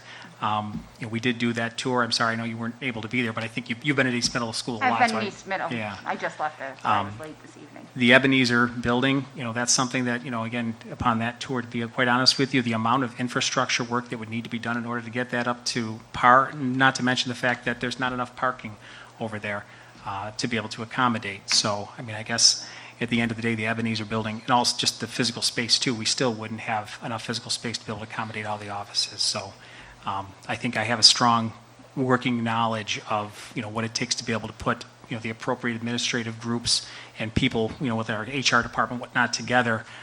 So that's why I made the recommendation that I did. And to be quite honest with you, I know people have sort of said, maybe, can we consider other options? But ultimately, we had to make decisions to be able to move forward for next year. There's a lot going on right now, and as I said, this process was extensive. We had to involve our architects through Young and Wright, our Buildings and Grounds Department, building principals, central office administrators to be able to make these transitions. So that's why I guess we're at the place that we're at right now. So, and I will say too, in terms of putting, whether it's utilizing a curricular wing over at East Middle School, we're not going and knocking down all kinds of walls and, creating all this infrastructure and everything, really. If at another point in time, folks really felt strongly that there was some sort of reconfiguration that needed to take place, it'd be a matter of packing up boxes and moving people around. So it just, if that came to be the same thing with West Elementary, we're basically reoccupying the old space that we had, and even less of that. The building's actually scooping up more physical space for their students and for their teachers as a result of this plan. They'll also have substantially fewer people in the building. Right now, BOCE's students over there, there's about 60 students and about 80 staff members, 140 people that are there. With us being there, it'll be about 30 to 35 people, fewer cars in the parking lot, dismissal and arrival at the end of the day. We'll have far fewer buses. West Elementary and Allendale are consistently problematic in terms of having the amount of buses and traffic back and forth. I mean, there's a lot of benefits. Some of the things that seem to resonate with some of the folks in the PTA I spoke with too about being over there is that central office staff, including myself, would be closer to the action. That would actually be able to see students, to just walk out of my office and to be around students, to talk to teachers and spitball ideas. That really seemed to resonate, to be quite honest with you. So, I mean, that's all of these things and more. It helped to inform these decisions. Well, I do want it noted, Jody was right. I was opposed to going to West Al only because the 21st Century was one of their recommendations to get administrators out of there because of the safety issues with the students and teachers. So that I was opposed to. And of course, we know I was opposed to moving the 5th graders out until I didn't. And I'm definitely opposed, and it sounds like it will be that they might need to take the space from the special ed out of Clinton, which I'm definitely opposed to, so. Are there special teachers on carts at Clinton? or any of the schools besides Winchester? Like art or music? At the moment, that's probably happening. In a typical year, I don't know the extent to which that happens. Okay. What, was it West L or I was believe it was West Middle. West Middle? No, well, West Middle I know, Yeah. definitely. That's, Right. But that's a whole, That's part of the problem with taking up real estate for offices, whole classrooms for one person at East Middle, when it is my understanding that the reason that our middle schoolers cannot attend school at least 3 days a week, every other week, like our high schoolers, is there's no room inside West Middle. So, can't not do what's accurate. not fair on the east side, it's not fair on the west side, so we can just put offices in our buildings, and if we're still Yeah. under 3 feet or 6 feet come next year, we're gonna be in the same ugly situation we're in this year. I think you may have been misinformed on that. I was informed by my board president that that is the reason that West Middle cannot open, is there's no room for. No, they there's can't secondary trust- building. New York Yeah, State, West Because, Middle, that's because what they I have to said. be 6 feet apart. Correct, and that rather is than 3. exactly what I said. They have to be- West Middle. so West, So we're taking up real no, this estate East in Middle East too, though. Middle. But it's East Middle as well. East Middle and West Middle right now, according to New York State Department of Health guidelines, can't be at the 3-foot space because they're not cohorted. So if they have to be 6 feet come the fall, we just moved in 20 offices instead of using that space for our If students. we're at 6 feet come the fall, it's going to be a massive issue throughout the district, and we'll be in the same boat that we're in again, and we'll adjust. We would do what we needed to do. If that was going to happen, honestly, we would do what we needed to do. I don't know that that 5th grade wing over at East Middle School is going to make the impact to be able to, throughout the entire district here. So, I mean, I guess we're going to make use of the space that we have. So I can tell you that, again, just like I said, you're putting boxes and some desks into rooms. So basically, if we were to be at that point and we needed to make some adjustments, but that we felt would be meaningful for our central office administrators, that, hey, if we moved out and temporarily went somewhere else, we would do what we needed to do if we thought we could gain some additional real estate doing that. We're talking about typical times here, and we're trying to plan for typical times and anticipating that we'll be able to be back at a larger capacity next year. if that was the case, we could rent a work trailer or something Yep. for an office, right? If it came down to something that, If that was the that- case, I think you know what I we would mean? get Like- very creative, even 'cause you- beyond renting a you s- work trailer. we're not reconfiguring classrooms. We're just using them as offices. Correct. So if that's something that I kind of could see, if, hey, taking back these 6 offices will help, I mean, I know I would support it, Yeah, Um, that's, You could put cubicles in those offices. I mean, I'm a big proponent of Mill Street, but I understand we're not going in that direction. So again, there is all other alternatives if it comes down to that. Just, But we can never put kids in the Ebenezer building, no, I know. so I'm just throwing out, like, I do know that that's a simple, I don't want to say simple. It shouldn't be too costly if we end up having to do that. I mean, we So, pay for the building. we might as Yeah. well use it. Or we'll just let it sit empty and rent out free space to the youth theater and the police department and everybody else we give free stuff to. Are we looking at, if you're a 4th grader at Northwood, will you be doing 5th grade at Northwood? Mm-hmm. And if you're a 4th grader at Clinton, you'll be a 5th That's the grader at plan. Clinton? Is that why it's a 4-3 type? Is there more, I mean. and to be quite honest with you, I can't quote the section numbers off the top of my head right now, but we planned for 4 and 3. So Right, it could be that's- less than that But potentially. that would be the reason, right? Because of population in the 4th grade this year? Correct. Yes. Okay. So it should be fairly steady. Our 4th to 5th usually doesn't have a drastic change?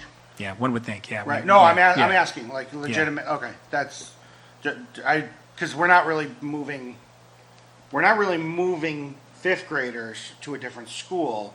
They're just not moving They're out. just Just not not moving. leaving that school for another Correct, year. they're staying in elementary another year Right, longer. okay, yeah, because, when you say move, it thinks, okay, I'm in 5th grade, now I'm going to this school. Not really. They're just, the 4th graders that are at Northwood now will be at Northwood next year as 5th grade. Correct. Yeah, okay. It's sometimes hard when you Yep. try to think of it backwards. You envision additional transition, it's not, it's Yeah. just, they're just delaying a transition. Now, my other question, is actually going to go to Jackie.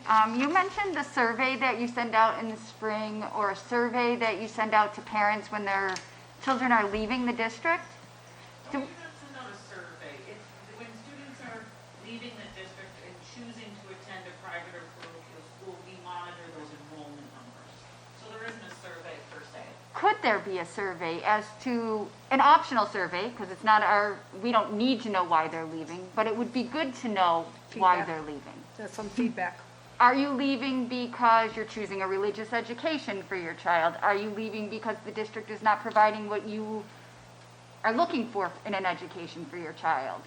Just kind of an optional question that the parents can answer, so we can kind of get some feedback, kind of similar to how Ed wants a survey sent out to graduates, retirees, employees. Why are you leaving? Why are you leaving your free education, your free public education? Is it something we're doing? Self-reflection. I don't know if that's something that can be added or if that's a violation of their privacy. I could look into that. I'm not exactly sure. Typically, in other experiences, families have the right to choose a Yep. location for their education, so I don't know the details if that would be a violation Yep. of their privacy, but I can look into that. Cool.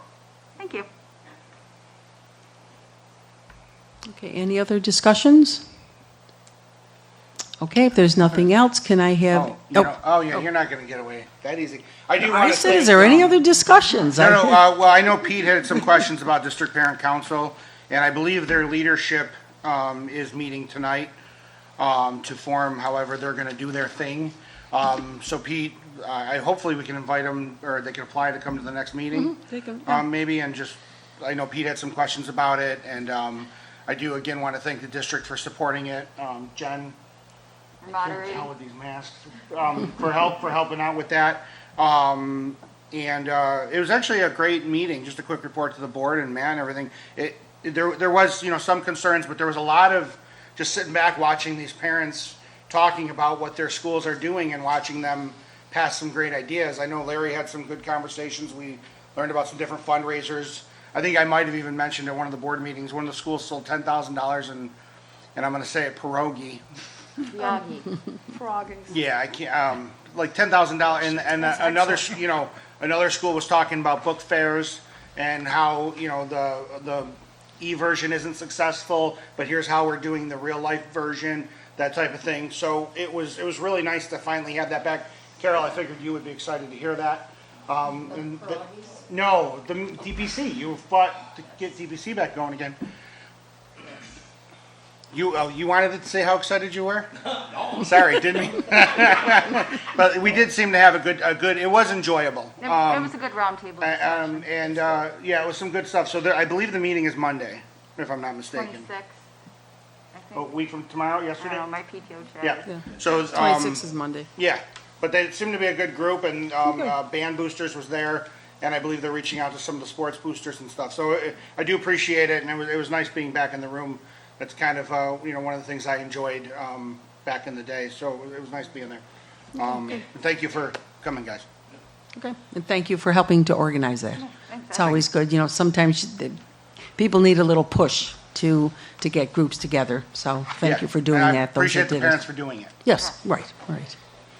And anybody can always apply to, come. Unfortunately, you just can't come to the meeting because of the numbers.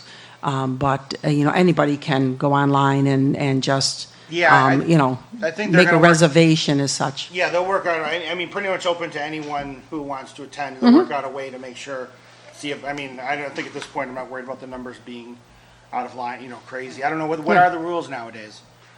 Like certain, I don't, Depending on the size of the room where you're gonna be. yeah. okay, so if it's 10 people, it's just, we would have to figure out what room would be good, or, okay. You had to go back to the cafeteria. Yeah, And or that's- do a lottery That's why it's system, nice or, having Jen Yeah. there figure it out. There's always the Yeah. auditoriums, Yeah, Yeah. it seems like it'd be doable. There's a Yeah. cafeteria room downstairs. We spent lots of time in yeah, that. it's just hard to move the meetings with the videotaping and all of that. Yeah, no, I'm thinking So district that's- parent council. Oh, for the So, parent yeah, so council, they don't yes. have to Yes, they stress can, out about yes. any of that. Yeah, they Yeah. can go wherever, Yeah. and spread out and have good conversations. But That's they're great. not, they're not closed to anyone. So, I mean, just because the three of us Mm-hmm. went, doesn't mean, it's not open to anyone. Okay, Sheriff great, Ryan in the great. district. Tita, did you want to say anything? I don't know if you have to be a parent. Diane, I just want to say, I'm Weird. happy about the graduation plans, and I think this is involving more parents. This is going to be a good thing, something for the kids to look forward to.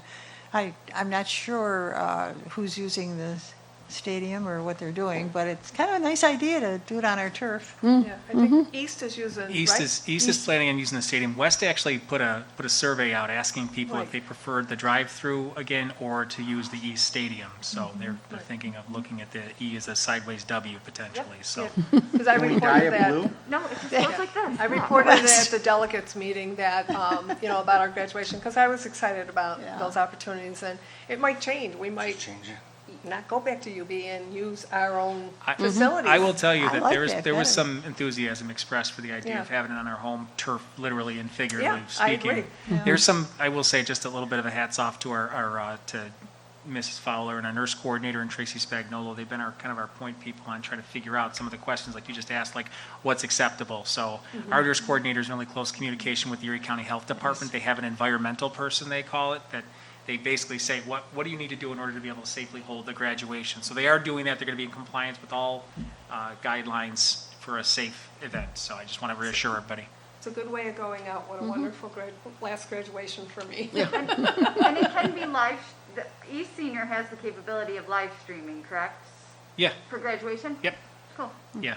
So if there's, even graduation is limited in the number of attendees in a But- real, regular, normal Yeah, year. parents, Grandma, grandparents grandpa. in Florida can watch, and I mean, honestly, if you've seen, I know you've all toured the facility over, I think you all have anyway, but I mean, the sound system is amazing, the screen over there is just amazing, you can zoom in on people, just picture, a valedictorian giving a speech, and their image, their picture up on the screen behind them, great. with crystal clear sound, so. Speaking of that, has there been any decision what's going on with the parents' senior night type of thing with the sports? Yeah, so interestingly, yeah, they're doing like recognitions. They've been doing them. So Okay. the one thing I guess I would just ask anybody that happens to be watching is just we need our families to be respectful of the rules that are in place. If we say you have to wear a mask, you got to wear a mask. You can't pack the place if it says bring a couple of people. You can't bring 12 people. So that's some of the things. But they have been right along doing like senior recognition nights. So Okay, I know good, there was an because I email know that was that's sent, and very I think that important may to have our- just been a miscommunication. And actually, Mrs. Belcaro Doherty actually was in communication with the parent of that student, had a very productive, good conversation, Good. so. Because I think yeah. it's very important. Our seniors lost so much last year. Yeah, and sure. It's great if they can at least have their parents Yep. there for a recognition. They've been doing it right along, to be Oh, honest good. with you. All right, thank Yeah. you. What is the deadline on West's athletic field? How long until it's ready? I would expect that come fall, they'll be ready to rock and roll, so. Oh, this fall? Yeah, So next year they get a Next year they graduation can on do their it own on their turf. own. yeah, There you go. yeah, that's the plan. There you go. Oh, I should say, I don't want to speak for it, but Yeah. I'm just saying that Yeah. it'd be possible, put it that way. Do we, I love the idea of them coming home, each school for their own big graduations. Sure. do we have any idea why ECIC did away with the passes we had for fall sports? Because they don't exist now, and I think they're, honestly, Causes just, issues. they're experimenting a little bit here in Okay. terms of what works best. I think whether sometimes people forgot their passes and then still want to be let in too, so they try creating some lists, like to have almost like a guest list. I mean, they're just trying to be creative here, so just to keep the lights on, so to speak. So, because I feel like that worked really well, even if it was something we did as a district for our Well- athletics coming up. Yeah. Like, my son is playing volleyball right now, it's 2 spectators per person. There's a sign-in sheet where everybody touches the same pencil. And everybody stands 2 feet away from the teacher who's What got was- supervisory duty. Well, So having the badge was better. Now, we I don't all want know- to speak to the specifics why they may have been looking in a different direction, but I can tell you there were some problems with that as well. So, and again, our athletic director could speak to it with a better level of fluidity than I could, but, yeah. yeah, if there was issues with that, I was thinking if you're given share this with the 2 people you want to come. Right, that's Then what we there's, had. but there was issues with, she'll be in at some point, I'd just been more like a nerd, be curious as what the problem was. I can But- actually just ask her and just shoot So you right- guys an email. Right now, if you go to an event, you just sign in, as At- opposed at to, East Middle, that's they're how not it is. ticketed? Correct. You Okay. sign in and there's 2 spots for each team member. Oh, okay. Like, say mom, dad, grandma, mom, something. Yeah, something but it like could be that. any, it's not a parent, it could Right, be it any. could be brother, 2? sister. It doesn't matter. But when we went in the fall, you had a badge and you just had to, you didn't have to make contact with anybody. You didn't have to talk to anybody. You just kind of did this as you walked by. Now, were there issues with that? Yes, there were. Did people have 5 people come because they borrowed badges from other people from other sports and they didn't have kids' sports and names and this and that on them? Sure. Yeah. But Yeah, there's issues with There's all issues kinds with of things going on. I You would- go down one path Yeah. and it doesn't work, so you just Right. do another path. But I don't know So if this is it's- the best yeah. path either. Yeah, so it, and I I'm can sure get some they'll, additional details. She from seems like the someone who health can board. come up with a, Yeah, she'd have Yeah. a She's good pretty Yeah. creative, Yeah. yeah. But I'll touch base with her and find out maybe some of the rationale behind the switch. So I also, there was a big counterfeit badge or pass market out Yeah. there too, apparently. So They were on the plane. I'm kidding. I'm kidding. I didn't hear about that. So I can see that. Call a friend whose kid played varsity and your kid played modified and be like, hey, do you have an extra badge? Can I borrow it so grandma can come? yeah. Yeah, there's, any system you put into, Exactly. you know, into effect is always going to cause people to, you know, go around the rules. So, you know, so I'm sure that she'll take care of it and get the best, at that time, the best process going. Anything else? The games at the high school, the parents had passes, Yep. and there were ladies with, nobody touched any pen, there were ladies with lists and they asked the name. That kind of worked. Okay, yeah, and like I said, you know, they tried different things in different sports. Okay, any other discussion? Can I have a motion to adjourn? Almost. Mrs. Peschia and Mr. Seibert. Any discussion? Okay, all in favor? Aye. Opposed? 7-0. Thank you Good night, very much everyone. for coming in.